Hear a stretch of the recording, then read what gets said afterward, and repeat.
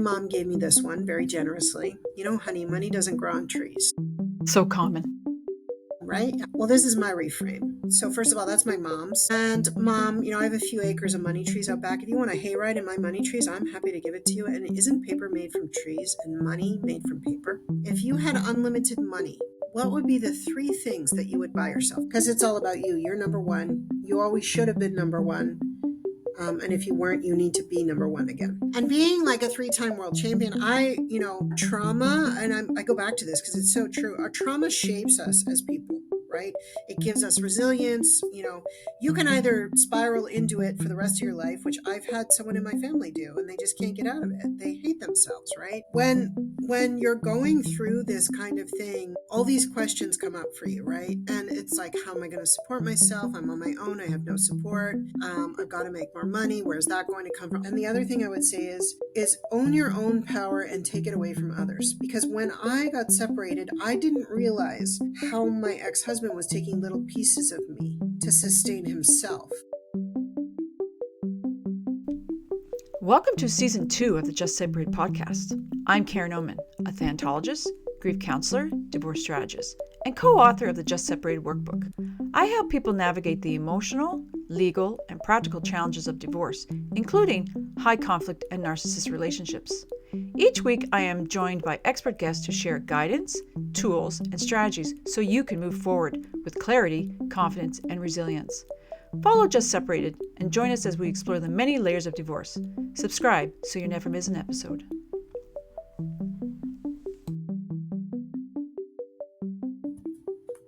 Hi, welcome to Just Separate Podcast. I'm your host, Karen Oberg, co-founder of Divorce Workshop. Today, we're going to talk about money mindset after separation and divorce. And our expert guest today is Laura Armstrong. Laura is a dynamic leader in the Wealth Mastery System, a money mindset mentor, and a 3-time world champion martial artist. She empowers high-performing entrepreneurs, professionals, and organizations to break free from financial limitations and achieve extraordinary success. Known for her bold clarity and compassionate guidance, Laura delivers high-impact presentations that inspires audience to master their relationships with money, unlock their inner wealth champion, and build sustainable wealth strategies. Her expertise in mindset coaching and communication mastery leaves every audience motivated and equipped to take bold steps forward toward financial freedom. Laura, welcome to the Just Separate podcast. Thanks so much. I'm excited to be here. I appreciate you asking me on. It was my pleasure. So my first kind of question is many people going through divorce feel scared about money and their future.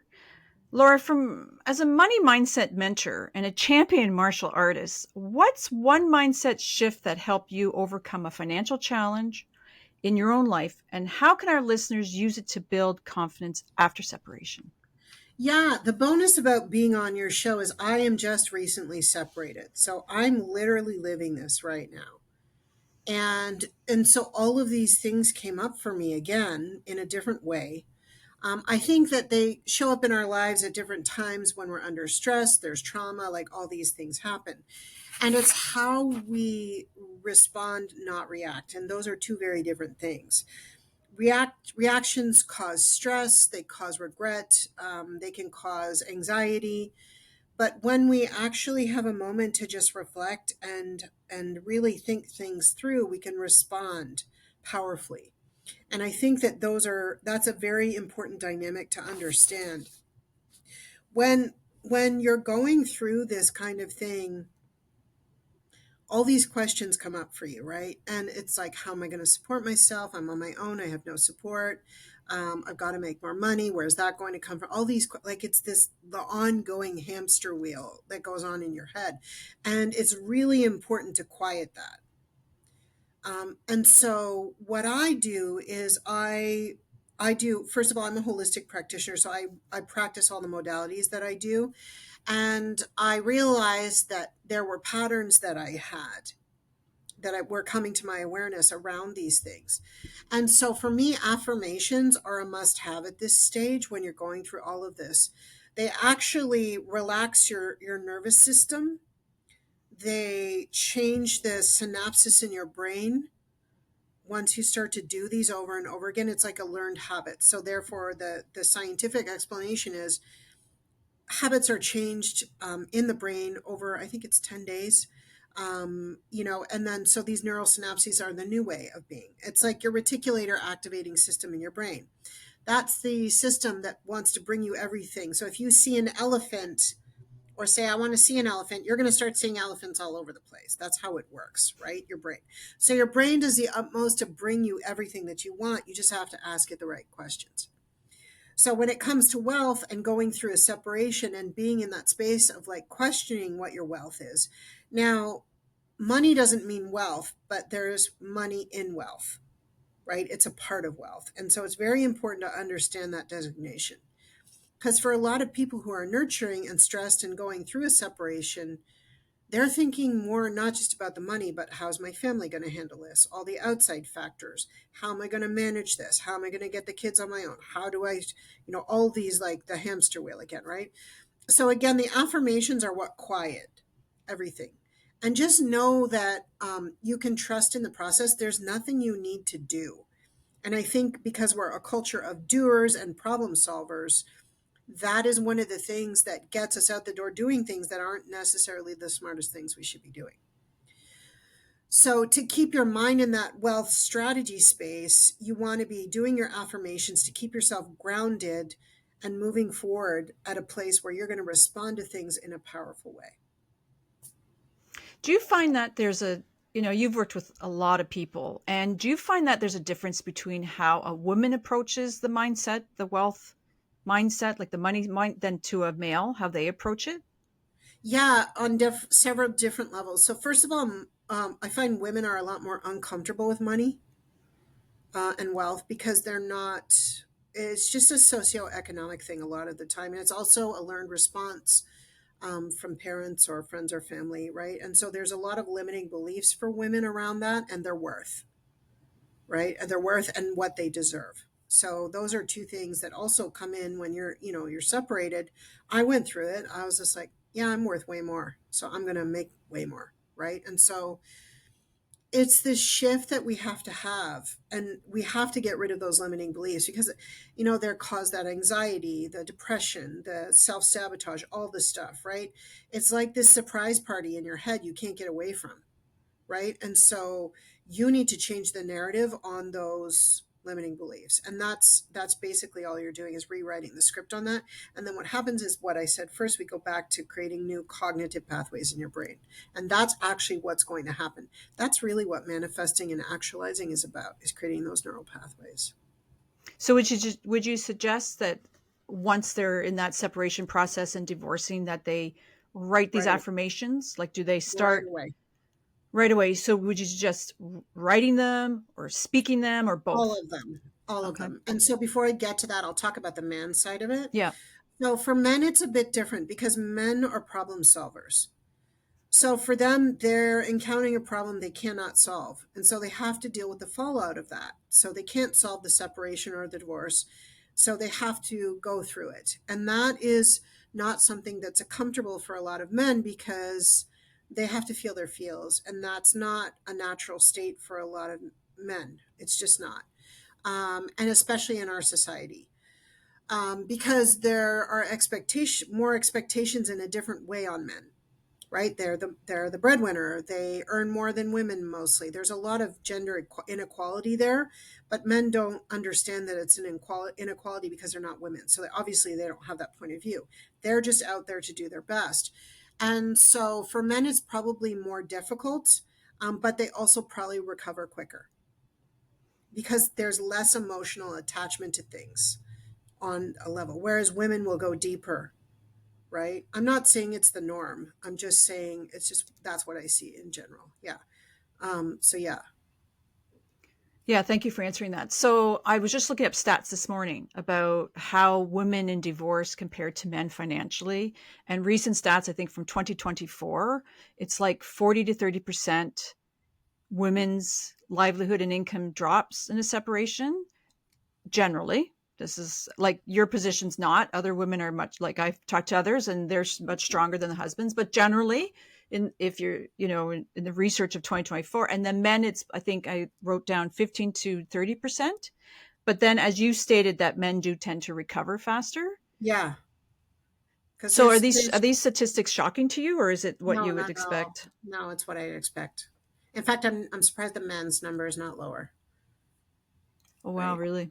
Yeah, because I mean, they experience trauma or the stress of divorce and separation, but not like women do.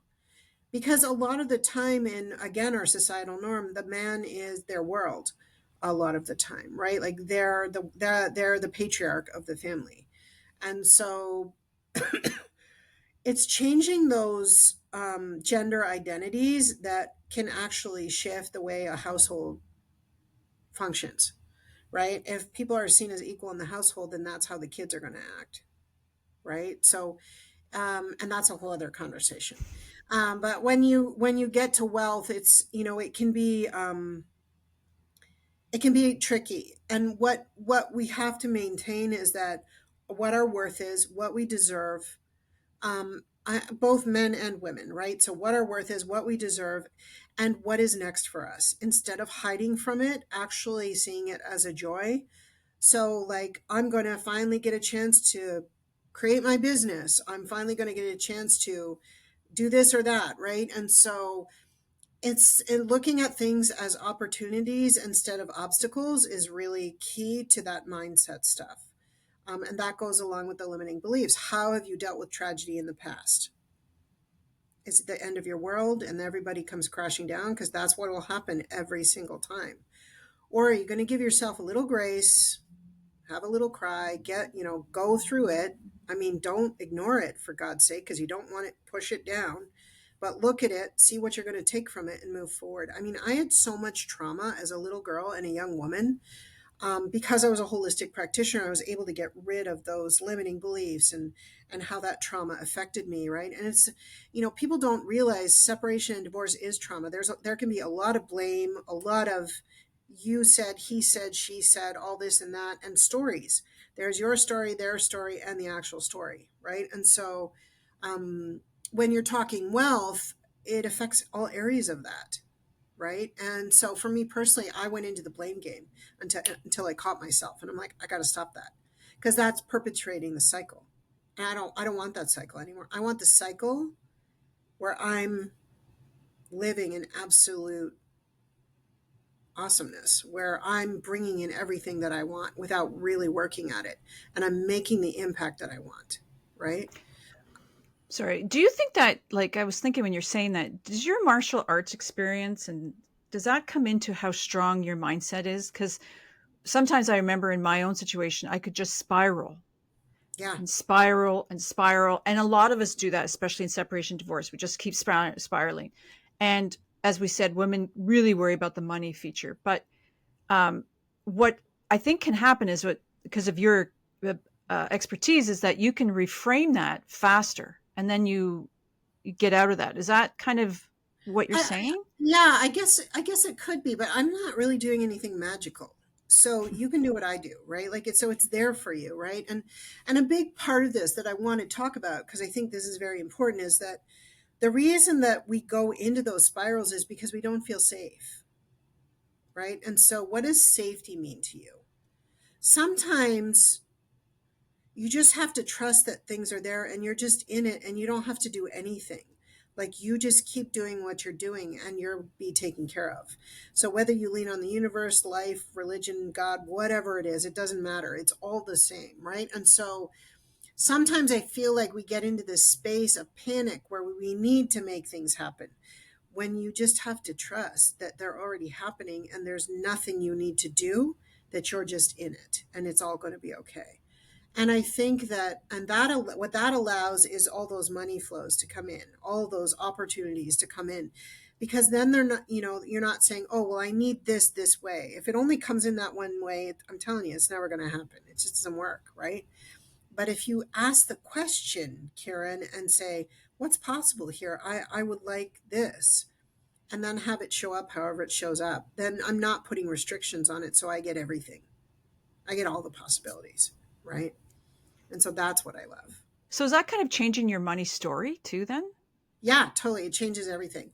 And being like a three-time world champion, our trauma, and I go back to this because it's so true. Our trauma shapes us as people, right? It gives us resilience. You can either spiral into it for the rest of your life, which I've had someone in my family do, and they just can't get out of it. They hate themselves, right? Or you can use it as fuel to inspire others, right? And move yourself forward. So for me, when I wanted to win, it was resilience. It was like, I'm not a quitter. I'm not going to quit. I'm not going to stop because I want this so badly.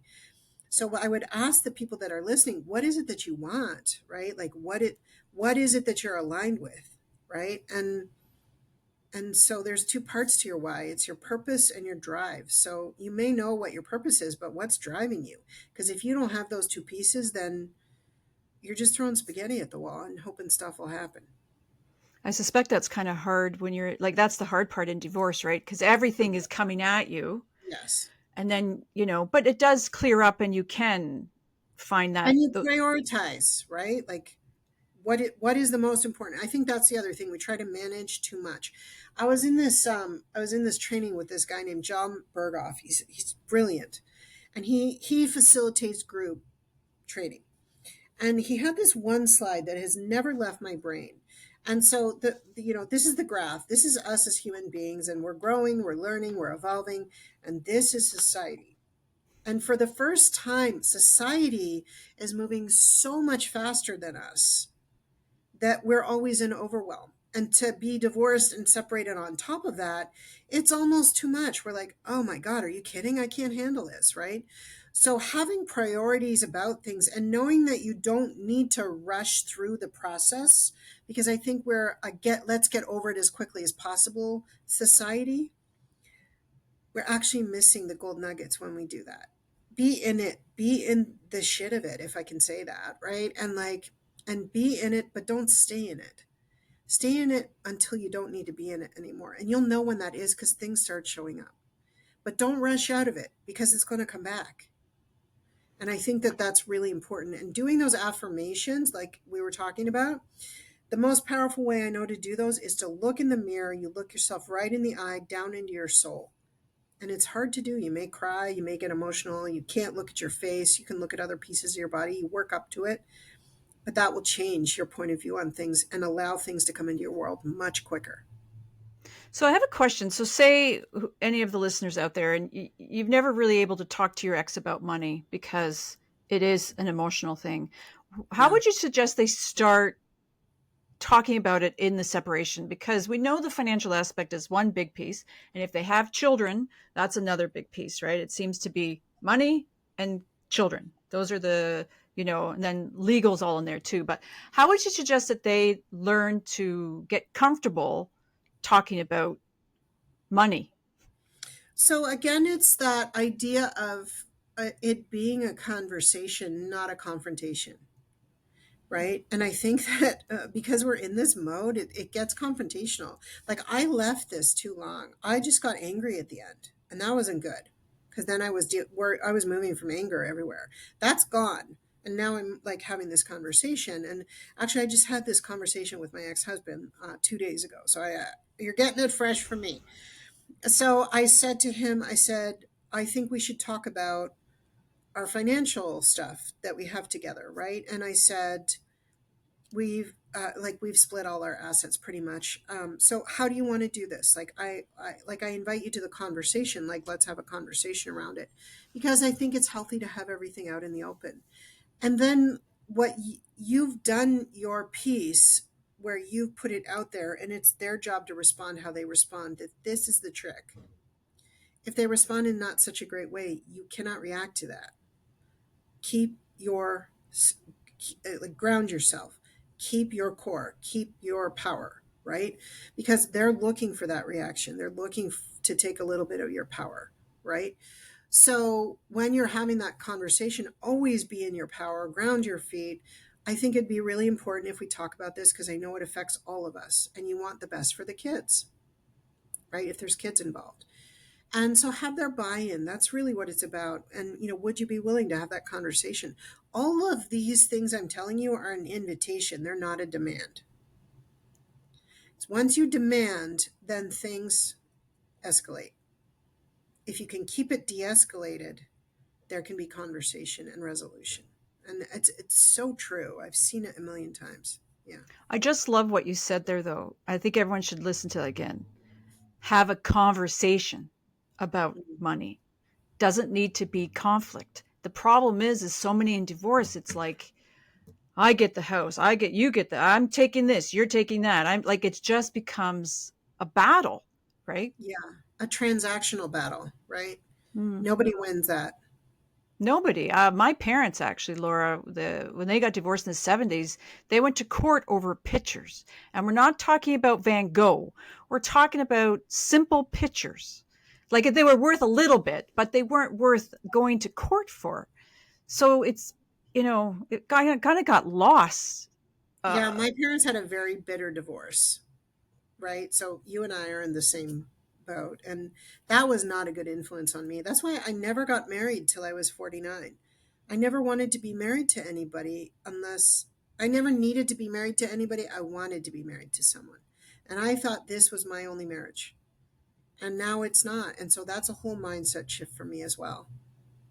But this is the thing, I love being by myself. I know I'm a bit weirdo that way, but I love being by myself because I can self reflect more. And I know the next person that comes in, it will be because I'm rooted in who I am, not because I'm reaching for them, right? And the same goes with that wealth mindset. Know who you are, be rooted in who that is, right? And so a lot of my clients, like they clear a lot of stuff when they work with me. That's the idea when you work with me. And so a lot of this old stuff comes up, like we were just talking about, and it's never resolved. Yeah, until we get into it. yeah, which is really sad because we're carrying all of that all our lives, Correct.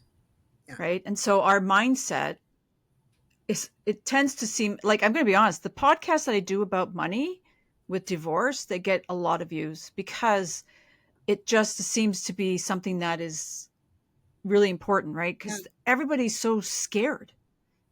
Well, then I want to give everybody here the 3 steps to mastering your relationship with money, no matter where you are in your relationship, if that's okay. Yeah, that'd be perfect. Yeah. So the first one is affirmations. I already talked about that, Hmm. right? So it cognitively changes your brain. The second is your vision. Where you may not feel you have a vision right now, but let me put it to you this way. If you had unlimited money, what would be the 3 things that you would buy yourself? Now, your divorce is taken care of, your investments, your kids, everything is taken care of, your bills, debt, all of it. What are the 3 things you're going to spend on yourself if you had unlimited money? That will tell you everything you need to know about yourself.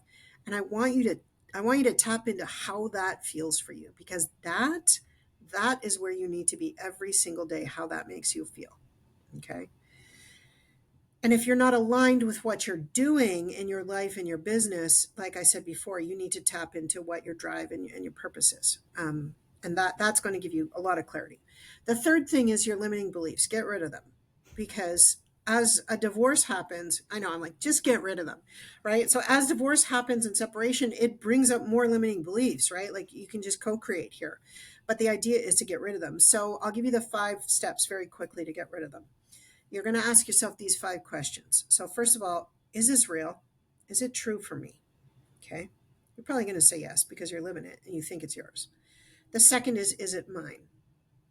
Also, probably a yes to begin with, because you're good at owning stuff that's not yours. You've been doing it all your life. The third is, does this serve me?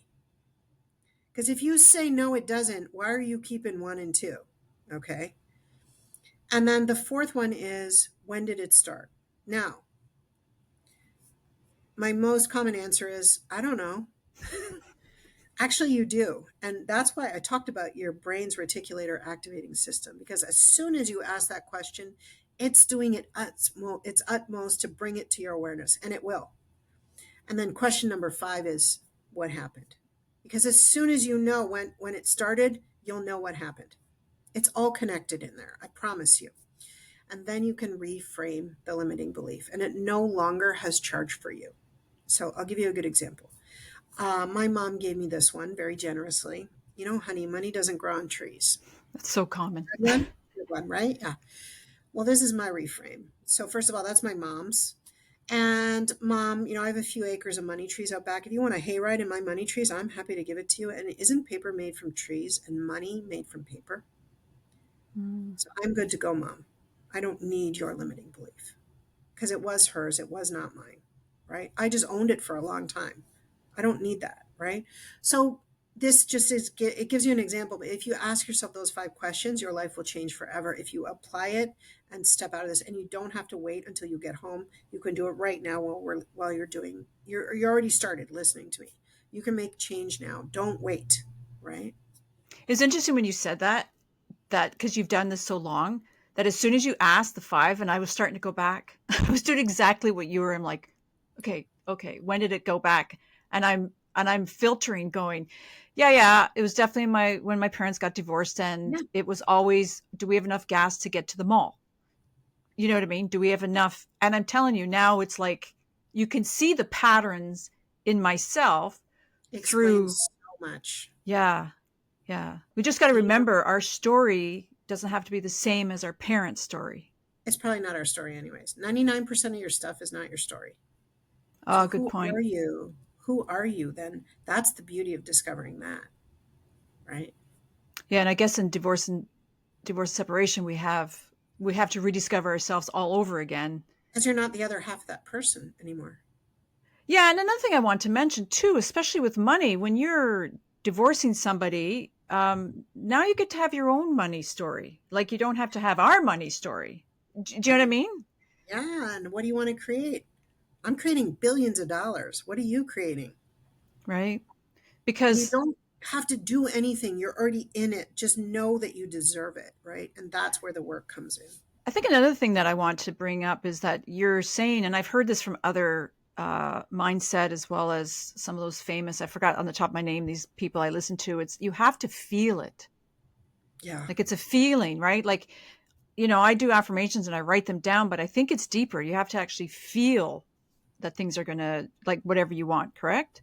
Yeah. I have these 2 affirmations that I really feel like, and when I do that, I look in the mirror so that I feel it and I see it and I really slow it down and say it. And so it could be like one I have here is I'm content in the moment and I trust the future and I have a deep sense of trust for life. And so when I think about that, I don't really have to do anything. I'm already doing it Can you because say we're it again doers. for everybody? Yeah, sure. Yeah. Yeah. I am content in the moment and I trust the future and I have a deep sense of trust for life. You're already living. You don't need to do anything. We're a society of doers. You don't need to be that, right? And so, and the other one that I think is really meaningful for me is I know I can reach things without fighting or hard work and stay in a state of joy because this is where we go when all of this happens. We don't need to. I just think for people that are going through, when you're in that midst of that and you say those two things or whatever they want to say, but something like that can be really, really good for them, you know? Their nervous system calms down, they ground their feet, they can take a breath, the shoulders relax, and like it's not even woo woo, like it's getting you results, right? You become powerful because you're like, oh, I don't have to worry about that, right? Like, oh, okay, well, I'm good, right? And so, and the more you do it, that habit ingrains, and then you're just like, that's just it. Really, just becomes your knowing, Karen. Like it's just your knowing. That's just the way things are. It's like brushing your teeth. Like you're just doing that, right? It's unconscious. Yeah. Yeah, I'm just thinking. So if you think during the day, you start going that negative, because we are negative I biased can people, right? rate it. Yeah. Right? I have it Like, right by my desk because right now this is what I'm going through, right? And so it's right there. And I work with a girlfriend on a certain modality that I do, and we do exchanges and stuff. And she goes, I know you're going through hell right now, but I don't want you to rush out of it. And I'm like, what the hell does that mean? Right. And she's like, it's what I just told you. And I got it after the call. I'm like, oh, I'm trying to get this over with when this is not about that. And she's like, you're taken care of. Right. And it's okay. And so then I could just relax. Right. yeah, and I think that's what we all have to remember too, that like to keep that you're taken care of. And I think the problem is as we start talking about this conversation is We so much don't feel uncertain. safe. We don't Yeah. feel safe. And then, and that kind of happens in divorce and separation because you're like, even if you chose it, it's still that uncertainty around it Yeah, all.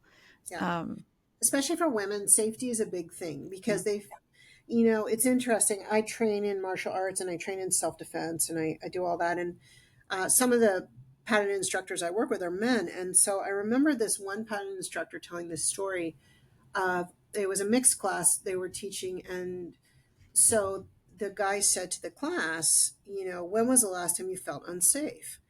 And one guy's like, well, I don't know, like a couple years ago, I was camping and I probably, I was out too far and I didn't, I heard the moose and I booked it back to my tent and he goes, that's probably the first time I felt unsafe. And he said, well, when was that? Well, probably 4 or 5 years ago. And then he goes, and then he points to the lady beside him and she says, probably about 15 minutes ago, walking through the garage from my car to here because there wasn't lighting. And the man's like, holy crap, right? So safety means very different things for people. Police doesn't always mean safety, right? And so that's also attached to the wealth thing, right? And so do you feel safe? And then go back to the affirmations. Trust in the moment. I'm content in the moment, right? And so it's just this, and so what you're doing is creating a new hamster wheel that's actually good for you, yeah, right? I also just love that you brought that up about the safety connection with women compared to men. Oh How it yeah. shows it's so important because I just And they think, were shocked. The men were shocked.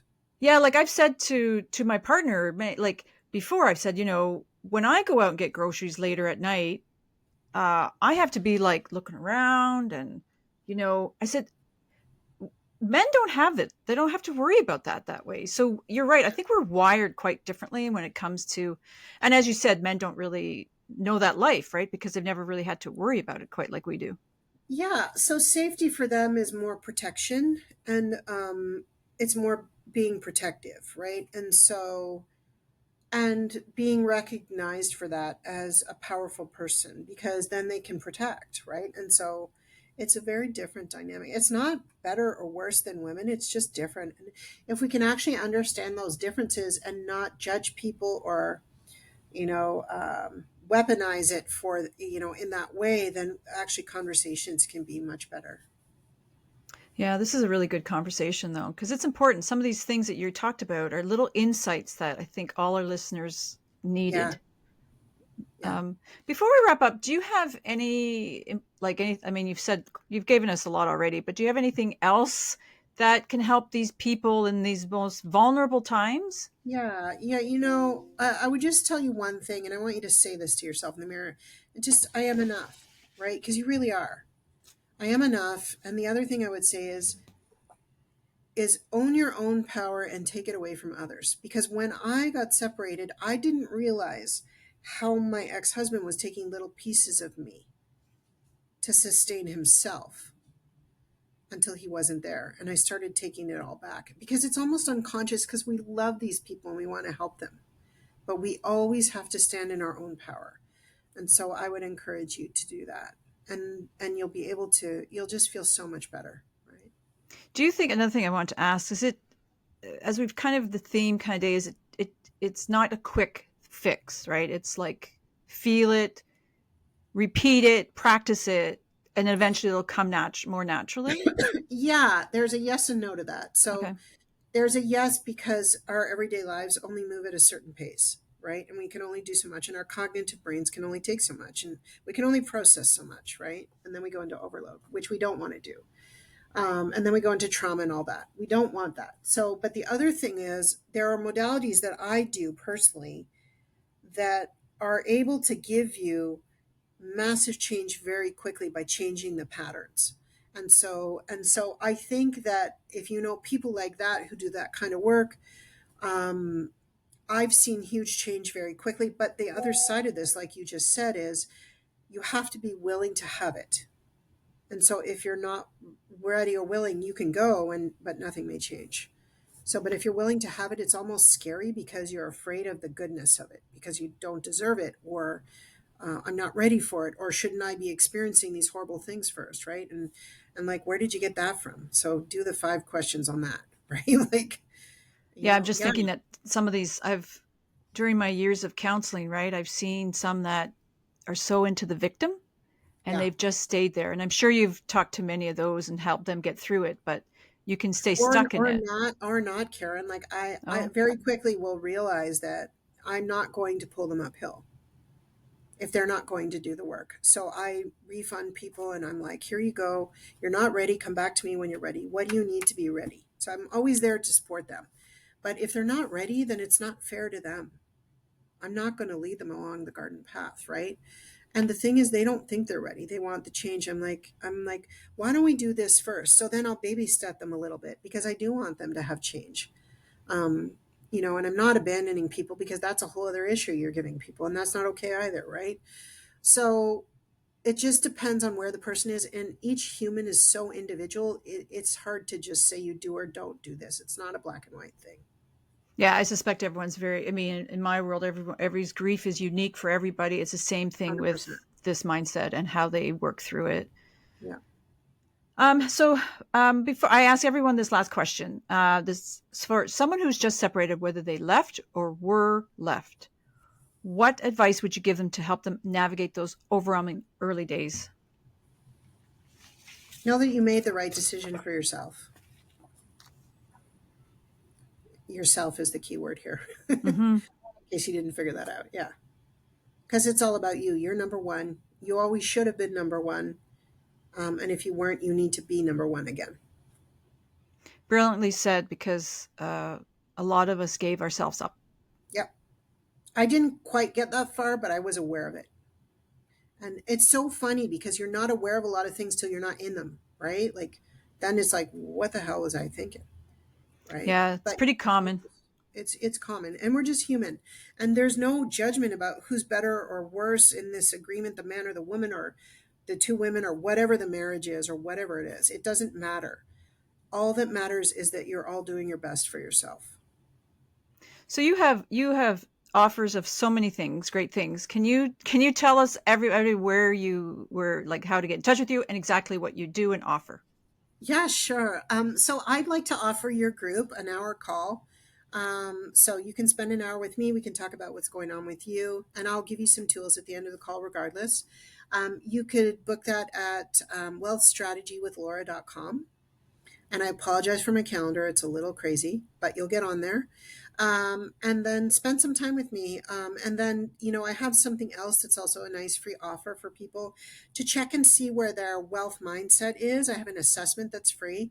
It's wealthmindset.vip. And you can check me out on LinkedIn. You can check out my website, wealthmasterysystems.com. I love talking to people. So I'd love to hear from you and understand that you're just amazing no matter what you do. Yeah, I'm thinking of how many people over the decades, right? Like I think of my mom. I think of, you know what I mean? I'm thinking, my goodness, Laura, would she have ever been great to see someone like you, right? Just to, like, it's just, we have so many more resources now than we used to, right? But Yes. And there's so much more awareness around it. yeah, so I love the work you're doing. I mean, it's so necessary. Like I think I've been doing this for a while and I'm like, I learned from you today. So thank you so much for coming on. I My learned pleasure. more. So appreciate you and all the work you do. Yeah. Thank you so much for having me.